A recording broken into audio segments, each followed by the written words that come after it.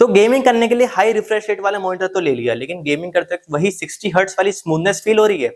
तो क्या आपका ये monitor fake refresh rate show करता है या फिर कुछ ऐसी सेटिंग्स है जिस कारण से आपका गेमिंग एक्सपीरियंस डाउनग्रेड हो रहा है?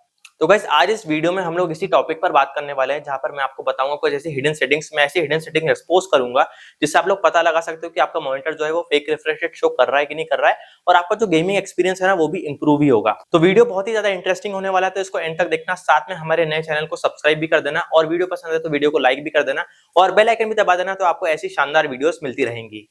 सो इस वीडियो में बेसिक से एडवांस सेटिंग्स तक जाएंगे, और सबसे पहला पॉइंट है क्विक चेक आपके एडवांस डिस्प्ले सेटिंग का, और वहां पर आपको जाके ये चेक करना है कि आपका मॉनिटर जो है वो एक्चुअल रिफ्रेश रेट पर सेट है कि नहीं है।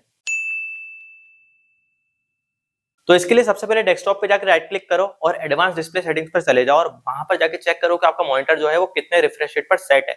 फॉर एग्जांपल अगर आपका मॉनिटर 165 हर्ट्ज का है और वहां पर 144 हर्ट्ज सेट है या फिर 60 हर्ट्ज सेट है, तो सबसे पहले उसको वहां पर जाके फुल रिफ्रेश रेट जो आपका मॉनिटर जिस रिफ्रेश रेट के कैपेबल है वहां पर जाके उसको सेटअप कर लो।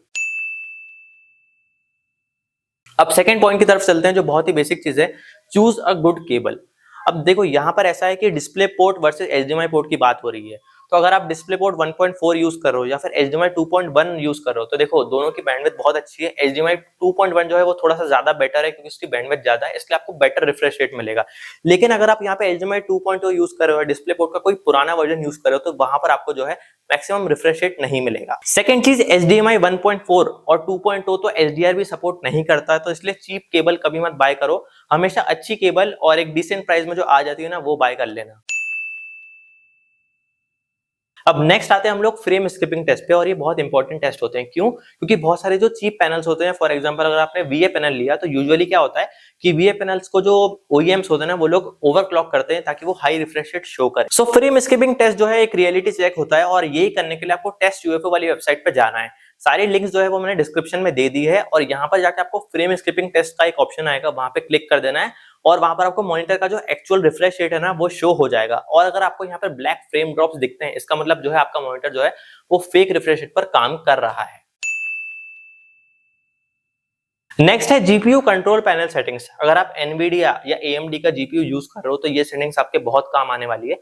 तो सबसे पहले आपको क्या करना है, एनवीडिया या AMD का कंट्रोल पैनल खोल लेना। तो यहाँ पर मेरे पास RTX 3070 Ti है, और इसकी सेटिंग चेंज करने के लिए मुझे एनवीडिया कंट्रोल पैनल खोलना पड़ेगा। तो मैं कंट्रोल पैनल खोलता हूँ, वहां पर जाके मैनेज 3D सेटिंग्स में मुझे जाना है, और 3D सेटिंग्स में जाने के बाद नीचे स्क्रॉल करो और प्रिफर्ड रिफ्रेश रेट को हाईएस्ट अवेलेबल पर सेट कर दो। सो प्रिफर्ड रिफ्रेश रेट को हाईएस्ट अवेलेबल पर करने का लॉजिक ये है, जैसे कि हम लोग हमारा जो मॉनिटर है उसको डायरेक्टली जीपीयू से कनेक्ट करते हैं, चाहे वो HDMI केबल हो या डिस्प्ले पोर्ट केबल हो, ठीक है। तो हम लोग डायरेक्टली कनेक्ट कर रहे हैं, तो उसके पास ऑलरेडी कम्युनिकेशन होता है कि भाई जो मॉनिटर है वो हाईएस्ट रिफ्रेश रेट कितना सपोर्ट कर रहा है, तब वो सॉफ्टवेयर के थ्रू भी ऑटोमेटिकली ना उसी हाईएस्ट रिफ्रेश रेट को प्रेफर करेगा। सो नेक्स्ट ना ब्लर मोशन टेस्ट करना, और ब्लर मोशन टेस्ट भी बहुत इंपॉर्टेंट होता है, क्योंकि जैसे कि मैंने बताया था कि कुछ VA पैनल्स होते हैं चीप वाले जो ओवरक्लॉक किए जाते हैं हाई रिफ्रेश रेट अचीव करने के लिए, तो वहां पर चांसेस हो सकते हैं कि वो एक्चुअल रिफ्रेश रेट ना शो करें। और इन्हीं VA पैनल्स में ना स्मेयरिंग इश्यूज भी आता है, जो फास्ट पेस गेम को ना स्लो फील करवाता है। सो ये टेस्ट करने के लिए मैंने नीचे डिस्क्रिप्शन में लिंक दे दी है ब्लर बस्टर्स की वेबसाइट की, यहाँ पर जाओ और अपने मॉनिटर का रिस्पॉन्स टाइम और मोशन ब्लर भी चेक कर लो। और इसी के साथ मैं तो यही रिकमेंड करूंगा कि अगर बजट है तो यार IPS पैनल के लिए चले जाओ, या फिर बहुत ही ज्यादा हाई एंड VA पैनल्स के लिए जाओ, जैसे कि सैमसंग हो गया, LG हो गया, इन कंपनीज के VA पैनल्स के लिए जाओ, तो यहाँ पर आपको कोई भी इशू फेस नहीं करना पड़ेगा। सो अब आता है ओवरड्राइव और उससे रिलेटेड घोस्टिंग इश्यूज। सो अगर आपके मॉनिटर का रिफ्रेश रेट हाई है, सो आपको वहां पर मोशन ब्लर या फिर घोस्टिंग इश्यूज देखने को मिल सकते हैं। सारे में नहीं मिलते, लेकिन यूजुअली किसी किसी को मिल सकता है, और यहाँ पर इसका जो मेन रीजन होता है वो है wrong overdrive settings. So correct overdrive mode set करने के लिए आपको आपके मॉनिटर के ऑन स्क्रीन डिस्प्ले पे जाना पड़ेगा, और ऑन स्क्रीन डिस्प्ले पर जाने के बाद आपको उसको मीडियम या फिर फास्ट करना है। याद रखना कभी भी एक्सट्रीम मत करना, क्योंकि अगर आप लोग ने उसको एक्सट्रीम कर दिया ना तो वहां पर आपको रिवर्स घोस्टिंग भी देखने को मिल सकती है। इसके अलावा मोशन क्लियरिटी टेस्ट भी कर सकते हैं। सो नेक्स्ट जो one of the most important point है वो है जीपीयू स्केलिंग। और ये पॉइंट शुरू करने से पहले अगर तुमको वीडियो पसंद आ रहा हो तो भाई वीडियो को प्लीज लाइक कर देना, साथ में शेयर भी कर देना।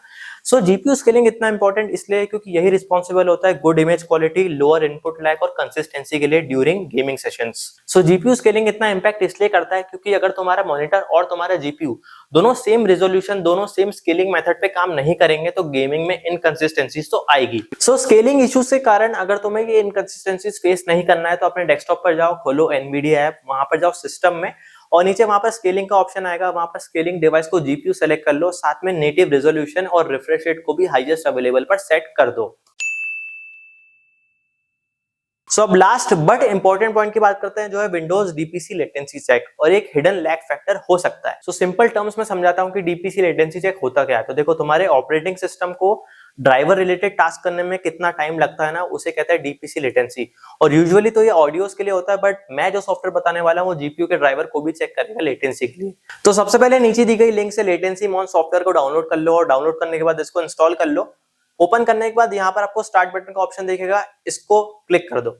स्टार्ट बटन को जैसे क्लिक करोगे ये सॉफ्टवेयर आपके सिस्टम का असेसमेंट करेगा इंक्लूडिंग योर जीपीयू ड्राइवर और वहां पर आपको जो लेटेंसी है उसके बारे में बता देगा। तो गाइस कंक्लूजन यही है कि भाई विंडोज और जीपीयू की सेटिंग्स को अच्छे से प्रॉपर्ली कॉन्फ़िगर करो, सारे मैंडेटरी टेस्ट रन करो, साथ में बायोस का ड्राइवर, जीपीयू का ड्राइवर, विंडोज का ड्राइवर, सारी चीजें अपडेट करो। और बायोस ड्राइवर अपडेट करना भी बहुत इंपॉर्टेंट होता है क्योंकि कर्नल रिलेटेड जो इश्यूज होते हैं ना वो वहीं पे जाके फिक्स होते हैं। तो दोस्तों, आपका गेमिंग एक्सपीरियंस कितना स्मूथ है, साथ में आपको कभी फेक रिफ्रेश रेट या फिर फ्रेम स्किपिंग के इश्यूज अपने मॉनिटर के साथ फेस हुए हैं या नहीं, ये नीचे कमेंट सेक्शन में जरूर कमेंट करके बताना। और आज के इस वीडियो में बस इतना ही। अगर आपको वीडियो पसंद आया होगा तो भाई वीडियो को लाइक कर देना, शेयर कर देना, साथ में चैनल को सब्सक्राइब भी कर देना और बेल आइकन भी दबा देना ताकि आपको ऐसी शानदार वीडियोस मिलती रहे। तो तब तक के लिए मिलते हैं अगले वीडियो में। Happy gaming.